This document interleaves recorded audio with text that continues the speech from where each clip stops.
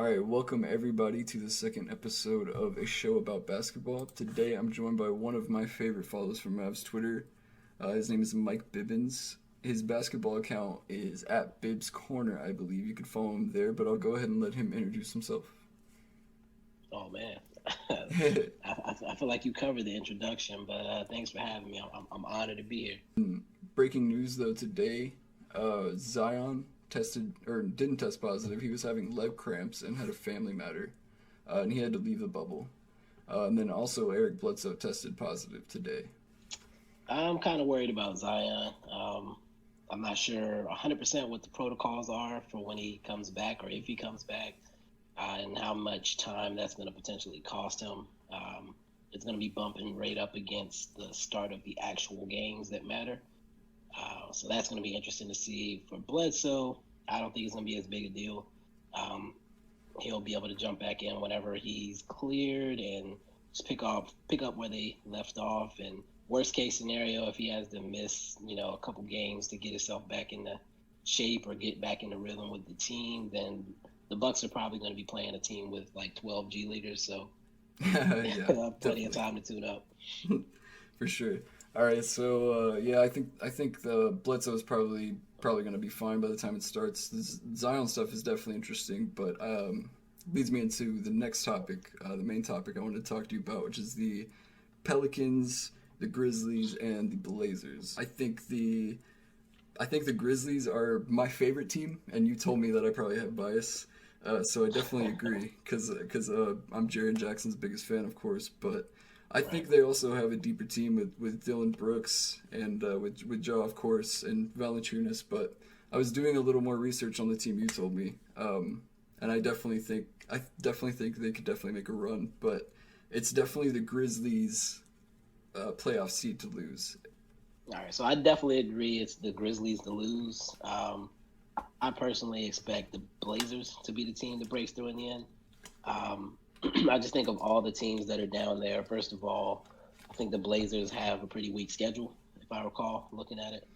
And, we haven't seen this iteration of this team with Dame, McCollum, Melo, Zach Collins, and Nurkic with Whiteside as well. And then Gary Trent and Anthony Simons got valuable playing time this season, so they took huge strides this year. So I just think that the Blazers have a lot of firepower.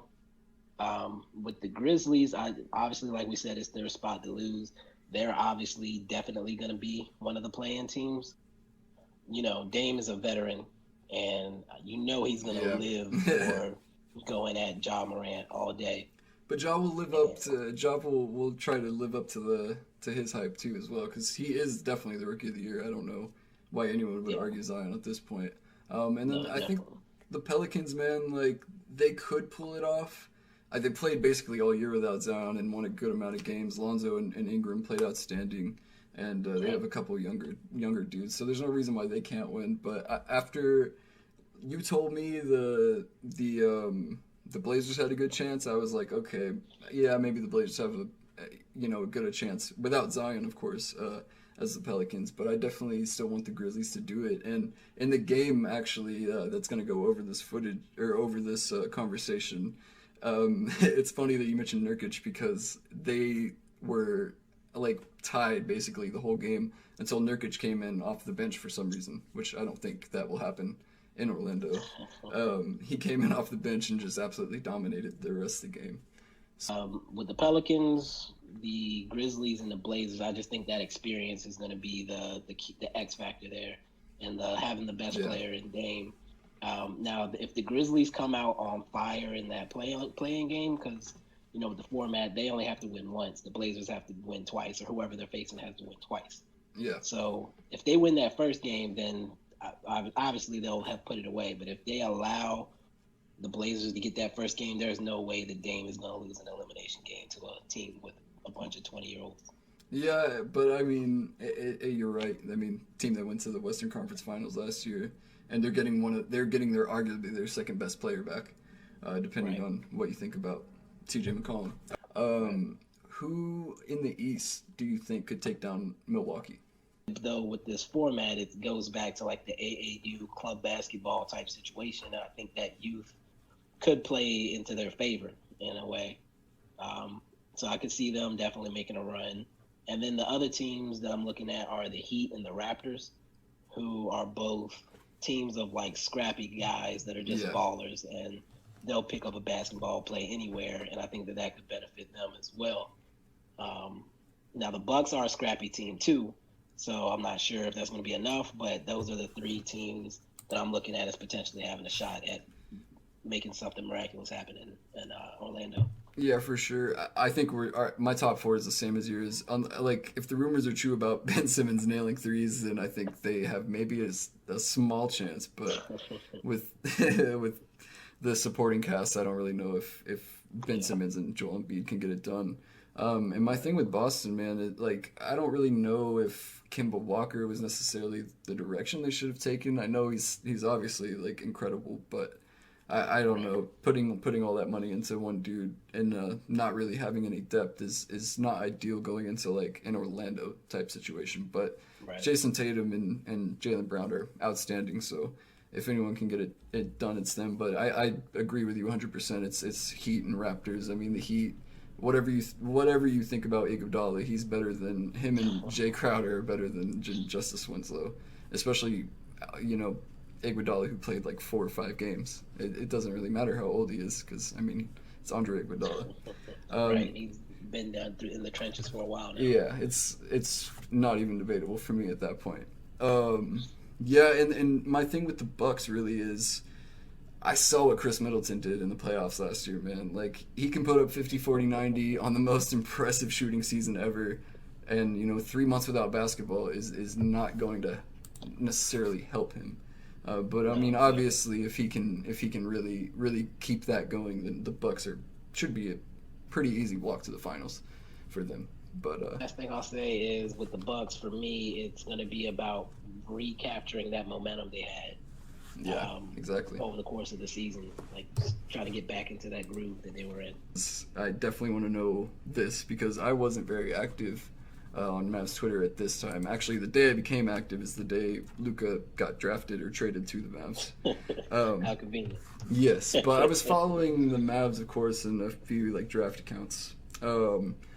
My guy, though, the whole year while we were tanking, or while we were organically losing, my guy the whole time was Jaren Jackson. And I just wanted to know what you were thinking about him going into the 2018 draft and his chances and what he could do on the Mavs in that scenario. Okay. So in my eyes, we were always going to end up like 8 to 10. And I in my head just eliminated certain guys off the top of my head, because I didn't want to even consider the idea of drafting them. If I understand that. Be there. So Jackson was definitely one of those guys. I definitely saw him as a 4, like a 3-and-D, or not 3-and-D. I saw him as like a 3-and-D 4 guy. I was concerned with his inability to rebound. Yeah. I didn't like his effort in the post, and then like his body as well isn't exactly built for boxing guys out and cleaning the glass. No, definitely not. So definitely, I like his athleticism as a big, but he's more of, to me, like a complementary big. Like, I wouldn't want him to be my primary big. I would want somebody else that does all the dirty work, and then I would put him beside him to like clean up.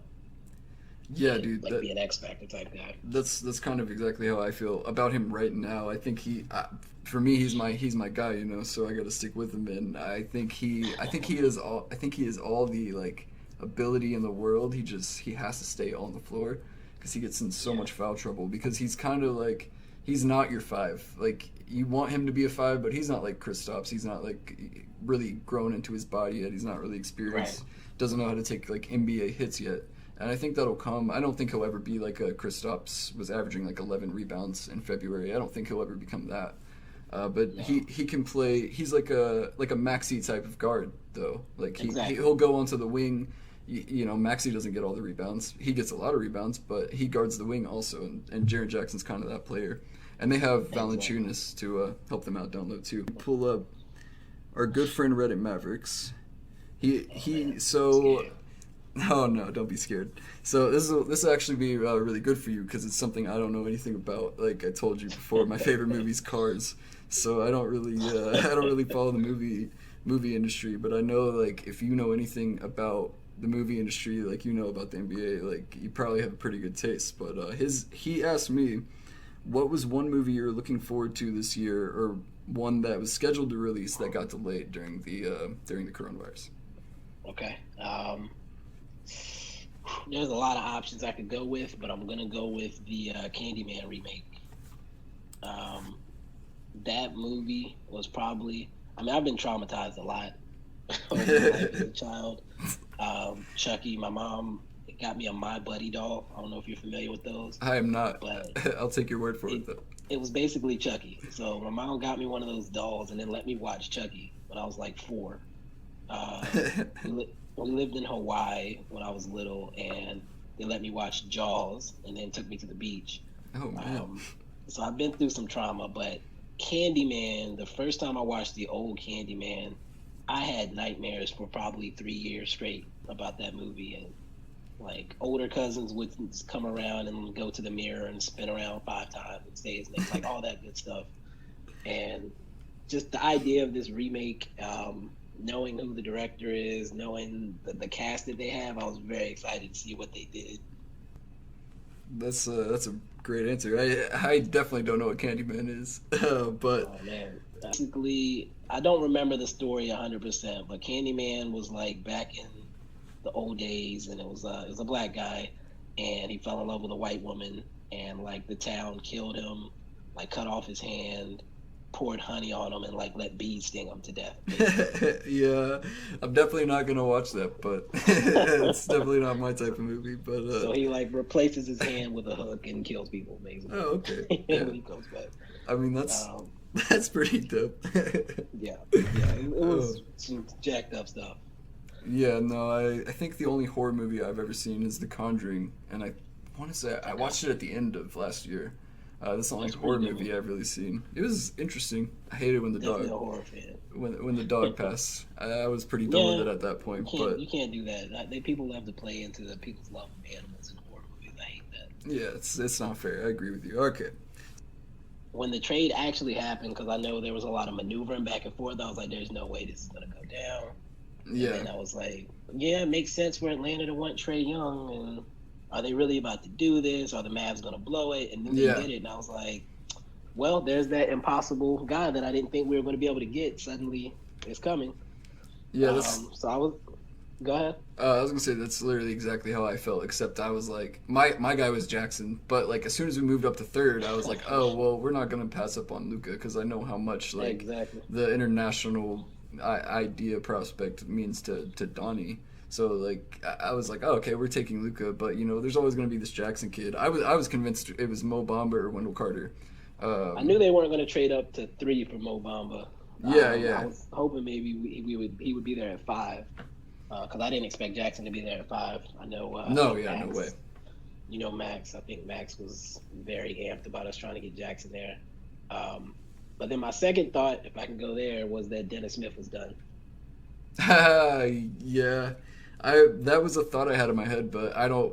I wasn't on Mavs Twitter during the Dennis Smith era, so I didn't really get to communicate with anybody about it. But he's one of my favorite players. I have his jersey signed, so I definitely am a Dennis Smith homer, and I think he can, you know, do something in the NBA just on the Knicks. So Right. I was can't hoping really. he got traded to Charlotte in the Kemba thing, Yeah, or definitely. when Kemba was floated out there. But Hmm. yeah, I think in my Luka scouting report, even though I didn't think he would get to the Mavs, I had like the last line of my scouting report was that I hope he doesn't go to a team with an established point guard, because that's gonna either mess up his development or it's gonna mess up that point guard. And that's Yeah, exactly what happened. 15-5-5 as a rookie in a Rick Carlisle system really is like not anybody can just do that. I wish a lot of more people understood that, but I always get Yeah. I always get judged for being a Dennis Smith stan for sure. I No, not think at for all. me, I had accepted that he was going to be like a 3 to 5 year grind, which is why I was fine with us drafting Bamba there. Um, and then they could develop and grow together. When Luca came in, it changed the whole timeline and forced Dennis to try to develop faster than Yeah. he was ready to. And so now he's dealing with some mental stuff, I think, more than anything. I mean, just being on the Knicks now, you're right. It's all mental, and hopefully his value plummets so low that we could make a trade for him back. Because I mean, we definitely need the guard help. It's not like we're stacked at point guard. So who did you want in 2017, and why was it not Bam Adebayo, and why did nobody tell me about him? Bro, I don't know if he would have egged out here, obviously, because we're the Mavs, but and we needed a player like him. We still need a player like him, but the Heat I had him 25 on my list. That's crazy. That's like I remember seeing his name, but like deep on the list. So I wouldn't really like even consider him. All right. So to answer your question, I wanted De'Aaron Fox. Oh yeah, he was my only for sure superstar type guy. I actually had Dennis. Well, Frank actually. If I had Frank up there as well. Of course. And then Dennis was up there. But my second choice actually became Jonathan Isaac, like at the end. I was a huge Jonathan Isaac. Isaac was my guy, and Fox was my guy. I like obviously Tatum, Lonzo. If you can get one of those guys, get them. But I was never really sold on Markelle. Not like I like Markelle now, but back then I was all about. No, I hated Fultz. But like in my head, I was like, oh, Mavs need a point guard, but Mavs need a big man. So I was like, okay, we'll take Dennis Smith, but I wanted Isaac or like Tatum because it would have kind of been the same thing. Just have to know, has your opinion changed on Colin Sexton at all? Well, who says that I had a negative opinion of Colin Sexton? Hey man, I have a great memory, and it's not that you had a negative opinion. It's so one time we went back and forth about Kevin Porter Jr. and I was like, Bibbs. Oh. I was like, I'm the Kevin Porter Jr. fan club president, and Max, who you mentioned earlier, actually tagged you later on, and you told me I could claim him, and that's dope. But then after that I was like, all right, next I got to put you on Colin Sexton, and we had a back and forth like before that too, so it wasn't just like that was the first time, but I was like, I got to put you on Colin Sexton. You hit me with the meme. I don't know. The guy where it's like he's like looking at you like, I don't know. Is it the cup? Yeah, with the cup. Yeah. All right, so Sexton, I actually did have him 10th that year on my board. I rated him as like a borderline, like a starter for sure, borderline potential all-star here or there. I just like Porter more. Oh yeah, Porter's insane. I hope if anyone learned anything from this video, it's go look up Kevin Porter highlights. Because that dude's a stud. But he started to come on at the end of the year, so I love that. For sure. The only other thing I had to say is, I think I told you I was going to do this, but I'm getting out of the game on the scouting thing. As far as actively putting together boards and all that good stuff, I'm gotta let that go. I gotta focus on things that are more important to where I want to go next in my life. So obviously I'll still, if I catch college games or whatever, I'll still have opinions about different guys, but definitely not going to be keeping up with boards and all that good stuff. Yeah, man, you told me that and it upset me, but because I respect your basketball opinion so much, and I think a lot of people should. But I mean, go do what you want to do. Go do what you have to do. And man, like even this year with the whole pandemic, who knows what college basketball is even going to be like? And all the news breaking today about what's his name getting the first prospect getting $500,000. Yeah, him getting $500,000 from the G League. Man, I college basketball is probably not going to be relevant for so much longer. And it's like you said, man, you've got a scout's eye. As long as you can see that in players that are playing in the NBA, it's probably not going to matter as much to college players. Like there will be some good college players, of course, but with everything going on, I mean, G League is definitely the way to go. No, definitely. I've been trying to get into the G League stuff a lot, and I think this will be a huge boost for that. Yeah, for sure. All right, man. Well, it was nice talking to you, and I can't wait to work with you in the future. Everybody can find him at Bibbs Corner on Twitter, if I'm correct. Definitely check out his podcast. I can't wait to hear more from you, man. I appreciate you having me. And the podcast is Bibbs Corner also. I will still have some sports talk on there. It's going to be both sports and the movie stuff. So Definitely be sure to check that out. And all right, thank you guys for listening.